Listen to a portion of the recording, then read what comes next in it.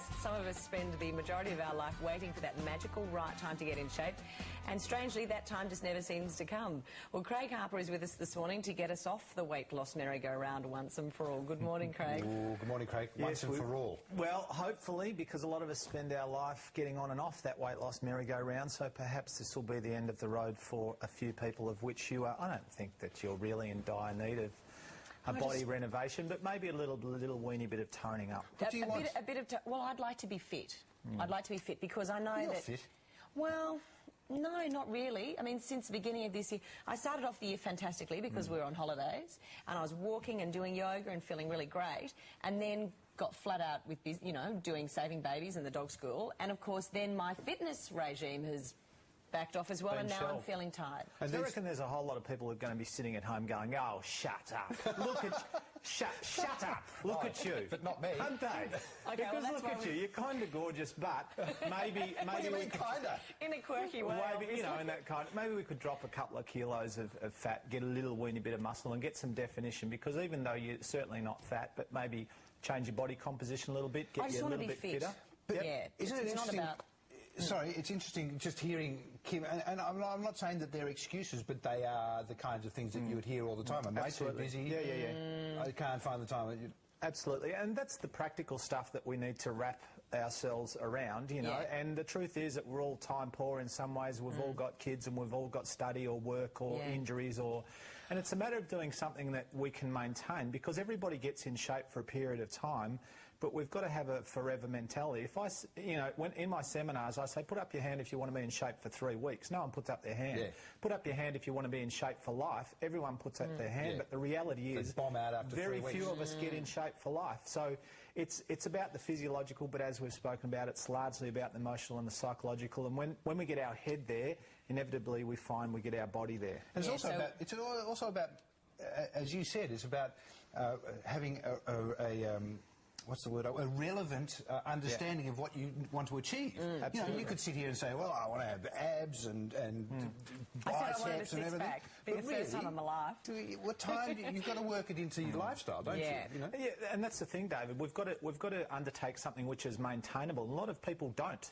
They go from nothing to a whole lot of something, and a whole lot of something is unrealistic. They're probably going to get injured. They can't maintain it emotionally, and inevitably they stop. More than 50% of people stop within 6 weeks. All right, just before we go on, though, we should point out that the Fabulous is going to do this with us, and so is Ariane. The Fabulous. The Fabulous has got a few extra I'm going to get him hard as a rock.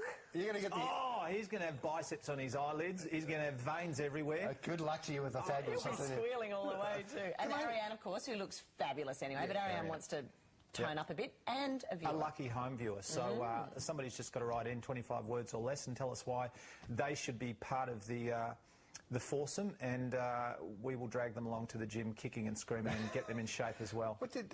Just in your notes, I was fascinated to find that you had said, get uncomfortable and see old things in a new way. What do you mean by that?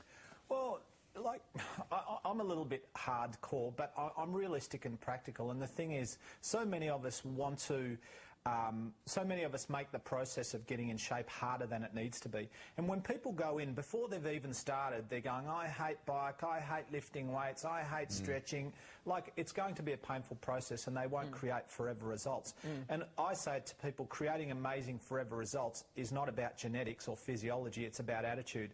And you can have the least potential and the best attitude, and you'll create the best outcome. So if you go into, even though I'm an exercise scientist, and people would think I would talk about biceps and carbs and hamstrings all day, largely I talk about attitude, because that's what dictates the outcome. And we all want amazing, but so often we take a mediocre attitude, so we create a mediocre outcome. And if we want amazing, we've got to think, do and be amazing. Okay, so that means you're going to weigh us and... I'm going to poke you, prod you, I'm going to get out those big calipers, I'm going to grab your bits, I'm going to measure them, I'm going to get that on... My back fat. Yeah, the back fat. The back fat.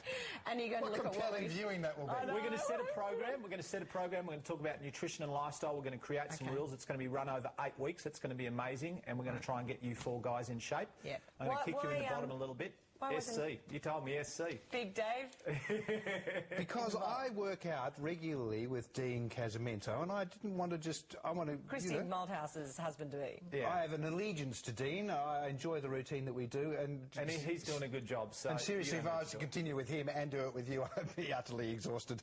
Well, you've got a dicky shoulder and a dicky knee. You'd end up with a dicky something else. But that's the thing. But I do have a dicky shoulder, do have a dicky knee, but I am able to. We have discovered ways of working, maintaining my fitness levels, Absolutely. and working around the injury. So you can actually do that. Well, you can do air weights. That always works. See, that's why you are not a trainer. That's why you're a television host. Leave the technical stuff to me, all right? All right. Thank you, Craig. Thank you. We look Thank you, forward to guys. that. All right, don't forget to jump on the website too. We'll be back with more after this.